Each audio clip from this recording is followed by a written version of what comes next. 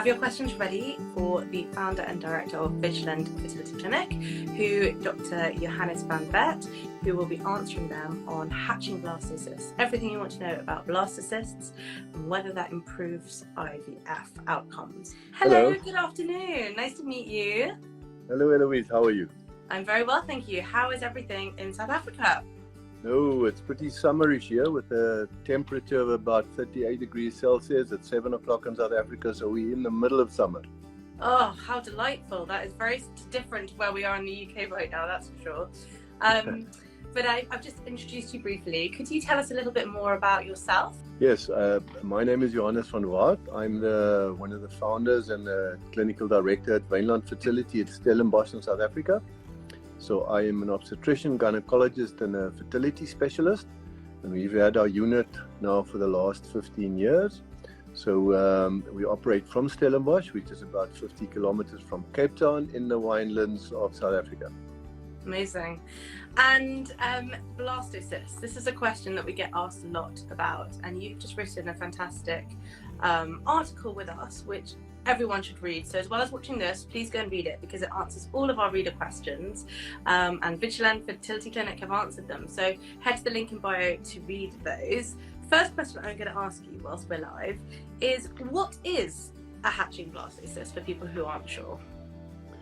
I think first we need to actually just explain what a blastocyst is. Yes, true. So normally, if once the genetic material are put together, the sperm and the egg, then a certain process needs to take place. Now, normally fertilization takes place, and that you can see normally after a few hours of putting the genetic material together.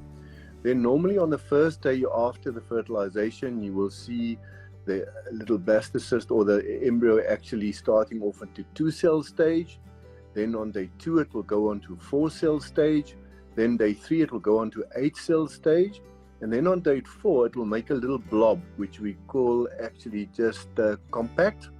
And then it will differentiate into a part which we call the trophectoderm or the placenta, and the inner cell mass that actually forms the little baby.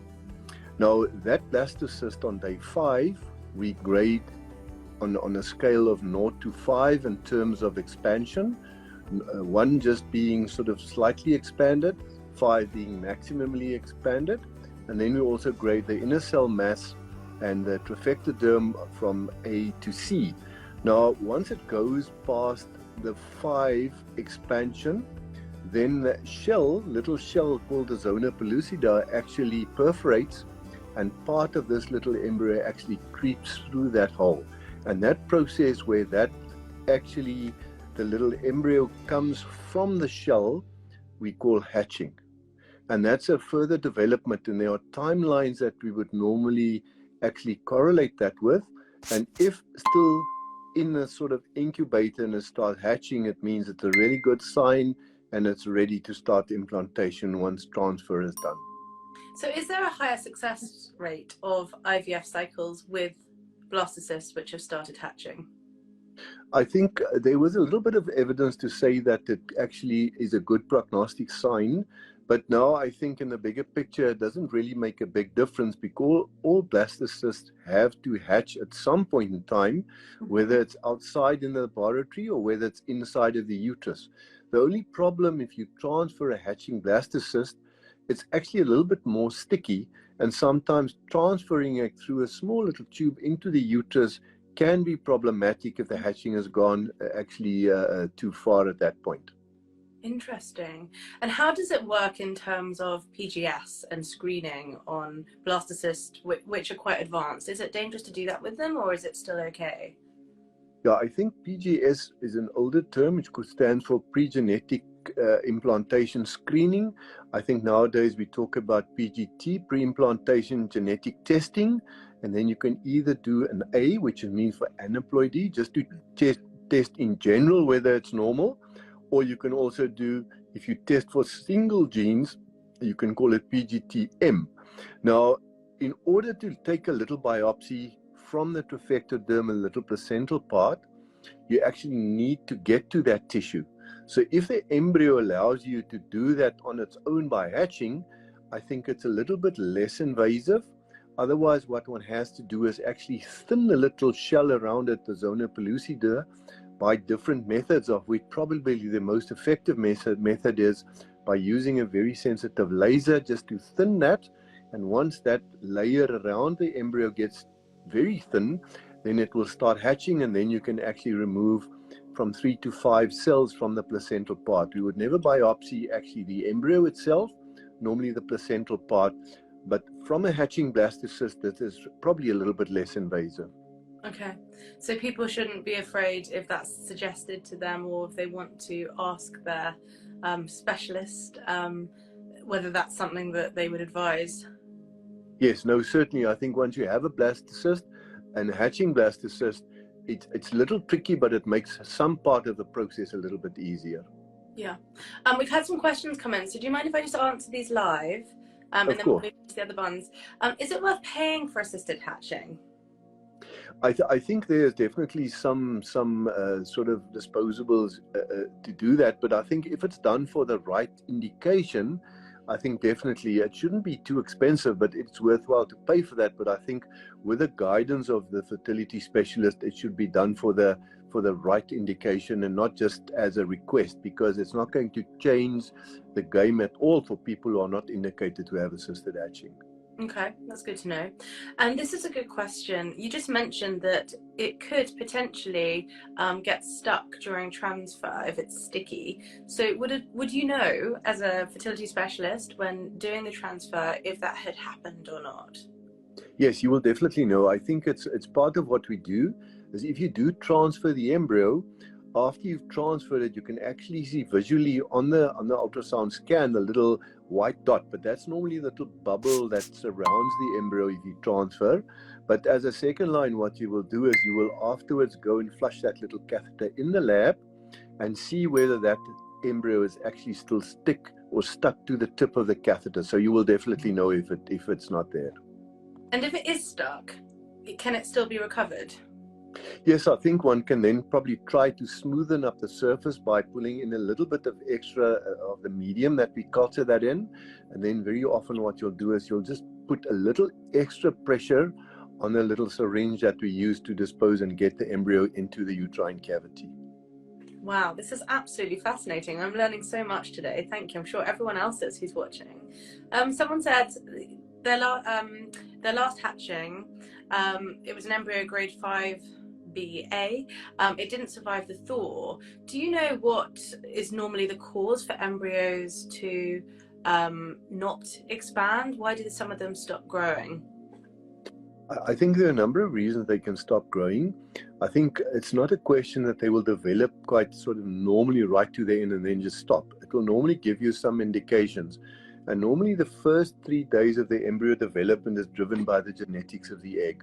So if it comes to day 3 and it's a nice 8, 9 or 10 cell embryo with a good grading, then normally the sperm starts dominating after that. So it's very unlikely that it will not survive the thawing if you have a good freezing program, if it gets to a very good stage at the end with normal timelines. And we have timelines that we know that they should develop by. Mm-hmm. So if it slows down at the latter part of the development, and that's very often what happens, it's most often the sperm that was selected that probably wasn't as good as we would like it to have, but you will in most cases get some kind of indication why it slows down and then stop developing. It's not a clean process and boom, all of a sudden it stops. There will be some indicators, and that will guide us in terms of selection of embryos and also in terms of guiding the couple after the transfer, not survival, on what to do next. Okay, thank you so much. Do you tend to see lots of patients from around the world? Yes, we see a number of the patients. Most of our patients are locally, I think from South Africa, but we do see about 10 to 15% of the patients that we do see coming from all over the world. It's been a little bit less now with the COVID and travel restrictions, but we deal with overseas patients quite frequently. Mm-hmm. And if people were interested in coming to see you or have a consultation with you, can they do that virtually first? Yes, I think what they would normally do is they would log into our website and there's a questionnaire that they would answer.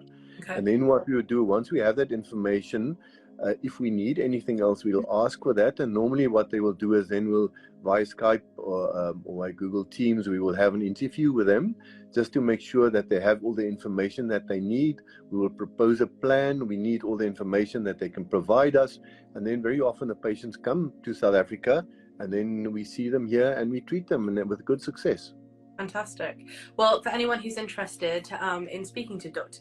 Johannes, then as I said, the link is in the bio to read this fantastic article which goes into more detail about blastocysts and what we're discussing today, and the contact details are in that.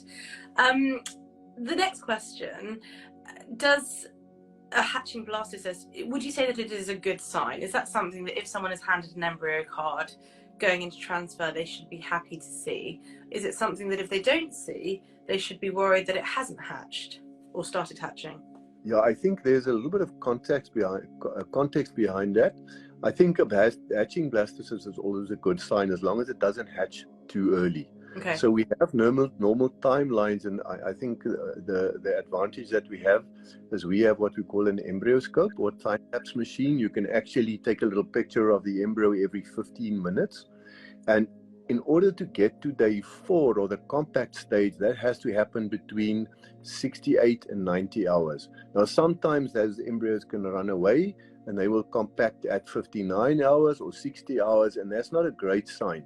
So they will tend to hatch a little bit earlier, but I think the prognosis for that embryo is definitely less than when it sticks to the normal timeline. So in general, hatching blastocyst is a good sign.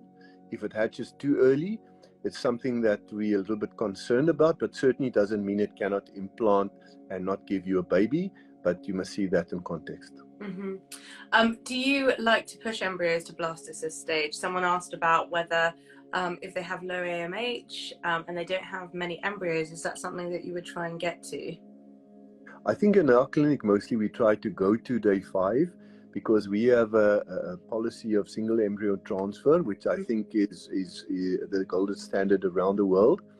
And the reason why I would push them, because if it does work, nobody really cares how it worked, as long as it works and it gives you a baby. But if it doesn't work, very often we get a lot of information from that, in the sense that if it slows down and it develops nicely to day 3 and it slows down, we certainly know that there's a sperm parameter or a sperm factor to that, and we can make certain conclusions from that to help them on the way forward. So there are units that actually put back day 3 embryos, and it's certainly not wrong, but some of those embryos might run really well up to day 3 and then slow down, where some of them actually can correct themselves, because a good sperm can actually help an average egg to get to a very good blastocyst, and you might be transferring the one that is not as good in the end. So we tend to push our embryos to day 5, and the reason is we get a lot of extra information from that. A good embryo can sometimes overcome some very, very big hurdles, where an average embryo sometimes struggle. You have to treat them very carefully. Okay. I have twins from an embryo transfer of 2 embryos, and when I show my twins the picture of them as embryos, one is a lot more advanced than the other, so one is a lot bigger than the other in the picture, and they always fight about who's the bigger embryo. Yes, I think, but as in life, it's not always the top performers in the class that get the furthest. I think a lot of the big success stories in the world are people who were very, very sort of average at school and at university or in further education, but when they found their niche market, they really took the full opportunity and they developed. And I think in embryo terms, it's also like that. You'll sometimes see a very good embryo who would not give you a pregnancy, and sometimes a very average and even a poor embryo that will fight its way through and give you a very healthy baby. And I think one has to be careful just to sort of generalize and fast that. So sometimes it's the one that lags behind that has more energy and actually is determined to get there and actually comes further.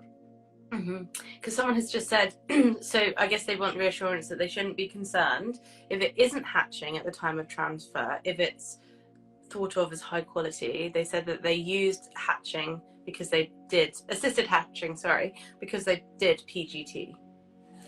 Yeah, I think assisted hatching is something that's a good sign, as I said before, but probably in our unit, probably 99% of the transfer we do with non-hatching embryos, Okay. because we have a very, very good track record of every embryo where we take a picture every 15 minutes from that embryo. So, we know it from our success rates, it doesn't really make a big difference. If you had assisted hatching for the reason of doing PGTA, then certainly your embryo will be hatching, and in that case, you must just make sure it doesn't stick to the tip of the catheter. And if it's normal, I think the chances of actually kicking in, I think, and giving you a baby is very good. Okay, that's really good to hear. Thank you. Do you see a lot more success with embryos that have PGT? Are your success rates higher for pregenetic testing?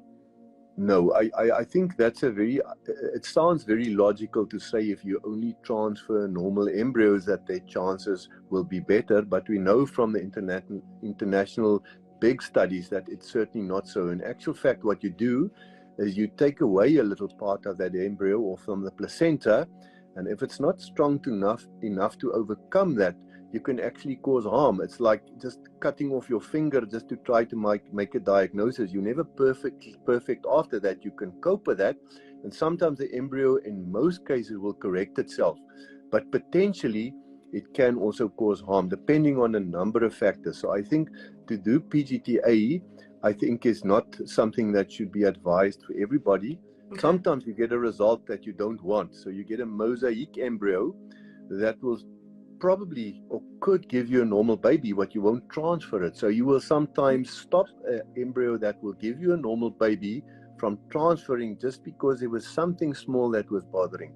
So I think one has to be careful just to do PGTA. And I think around the world, PGTA on a regular basis is certainly not something that should be done. Really interesting. Have you seen that before where mosaic embryos have ended up having, becoming a baby? Yes, of course. I think there's lots of literature to support that, but that's a very careful decision that should be made by the clinician and a geneticist to make sure that you put back the right embryo. Mm-hmm. And if there's a mosaic part to that, it depends on what is the mosaic part that's there and also the fraction or the percentage of that's involved. Okay. Do you see more success with blastocysts in terms of implantation rates than you do with, say, day 2 or day 3 embryos? Yes, definitely. We see it's significantly more because it makes the selection of the good embryo just so much easier. And if you have an embryo that's developing well with good energy and good parameters, certainly the chance of implantation and give you a normal baby is more. You must have seen that dramatically increase over the last 20 years. Yes, no, certainly. I think the first thing that happens, and the reason why we actually went to single embryo transfer about 10 years ago, is because I also do obstetrics. And if you transfer 2 embryos, which was usual practice for us until a number of years ago, we see a lot of twinning. And unfortunately, not all twin pregnancies come out well. So I've done delivery of twins after IVF at 24 weeks. Now, we've also seen them that they come out at 26 weeks. And I think the chances have some kind of a problem with that is quite big. And because we've worked with those parents along the way, did the IVF, did the delivery, sometimes it makes you really feel guilty because you know the prognosis of those 2 babies that come very early are not as good as if they were full term. Mm-hmm. Do you get lots of patients asking you if they can have a double embryo transfer? Yes, we do see that.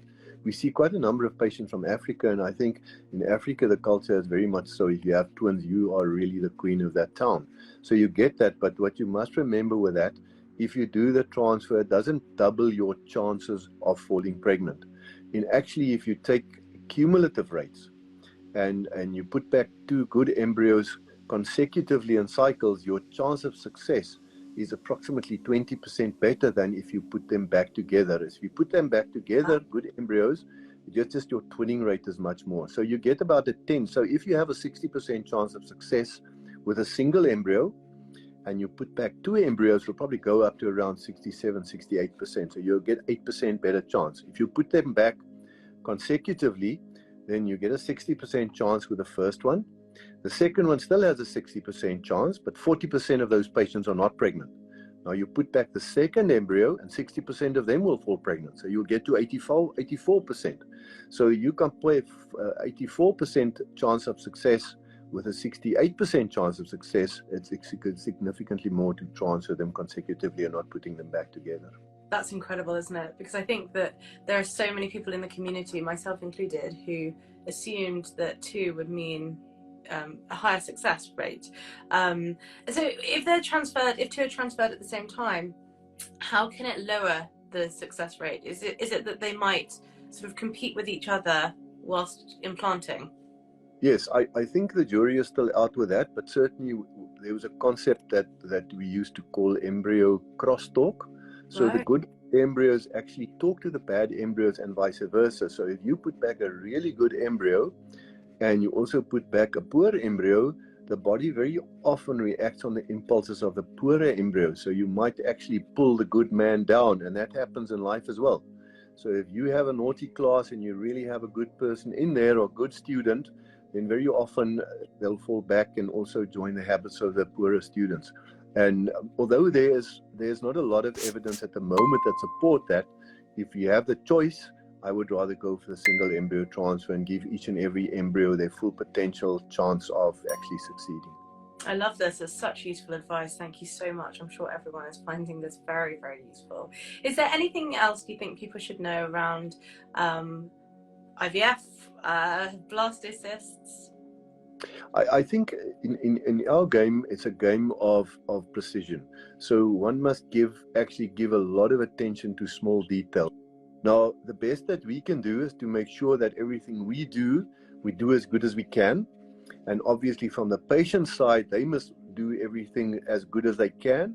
We're responsible to help them to do from the stimulation part and also from the medication part as good as they can. But unfortunately, there's still a big part that's outside of what we can do.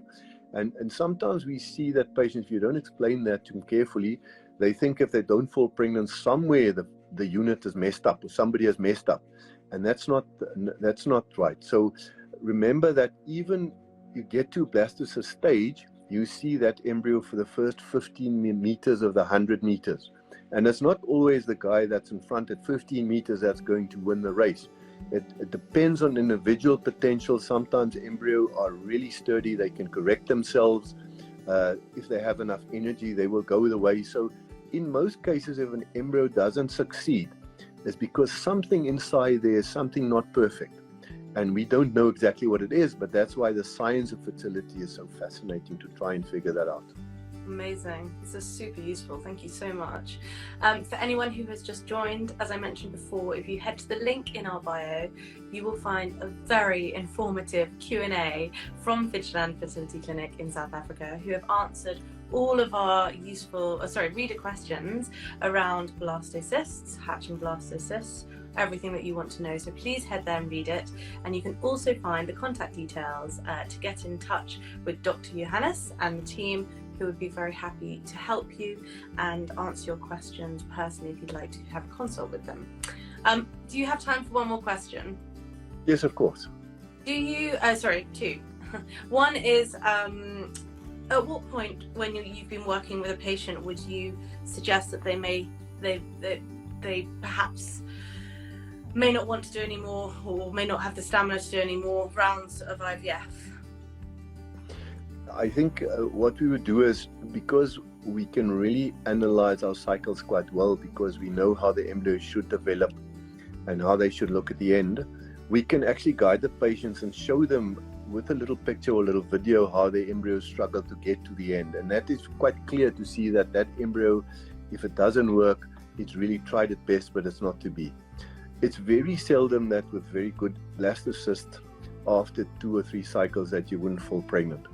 However, if there are any underlying issues, we will be very frank, and I think most of the people at our unit are very diplomatic, but we're also very, very honest. We would say to them, I think there's a really clear sperm factor involved, in which case they need some extra test or even sometimes need to adopt sperm. And the similar for the eggs. If you really see those eggs are struggling and we've gone through 1 or 2 cycles, with more cycles, we'll have pretty good evidence to guide them to say, listen, if you really want a family, one should consider adopting eggs. But I think we get a lot of information, and we have personal talks with the patient that don't have success, taking all that information, sharing with them, and then very often we get to a good sort of decision at the end. Yeah, I think that's great advice. Thank you so much. I've seen more questions come in, but I know you're a very busy man, so I appreciate your time. I would suggest that if anyone has any questions or would like to consult with the team or with Dr. Johannes, then please follow the link in our bio or DM them directly, and they would be very happy to arrange a consultation.